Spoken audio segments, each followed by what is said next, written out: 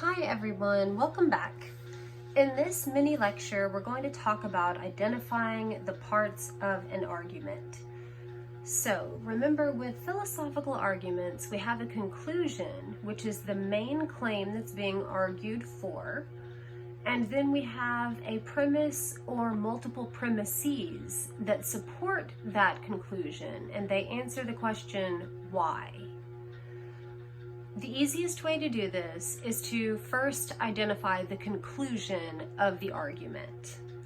Next, you'll identify the premises of the argument. The last thing you want to do is put the argument into standard argument form.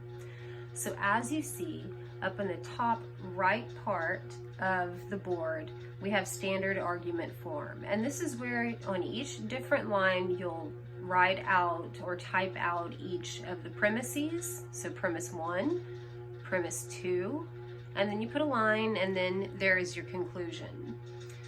And you'll see why we do it this way later when we talk about logic. So hold off on that. In order to do this, we need to start off, as we see in our steps, first with identifying the conclusion.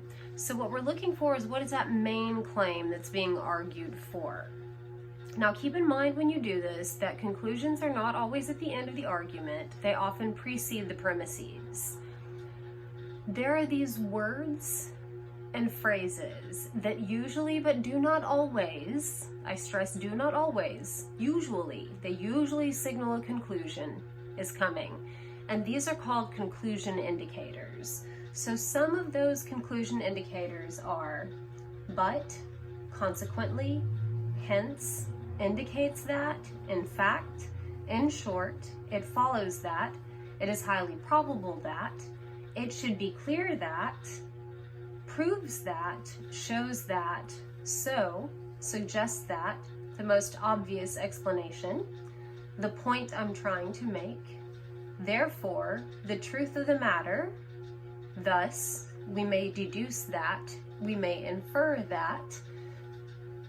Also, if you're having trouble finding out or figuring out what the conclusion is and you don't have an indicator word, you can play the therefore game. And this is where you put the word therefore in front of each of the different parts of whatever it is that you're reading and see where it looks like it makes sense. So hopefully those will help you find a conclusion. Now there are also premise indicator words, so words or phrases that usually but do not always signal that a premise is coming. And these include also, as a result of, because of the fact that, first, second, and so on. For example, for one thing, for the reason that, in addition, in view of, is supported by, researchers found that, since the evidence is. Also, whenever you're trying to figure out if you have a premise, you can just ask the question why. And if you find something that answers the question why, then that's going to be a premise, because remember, the premises are the reasons for the conclusion.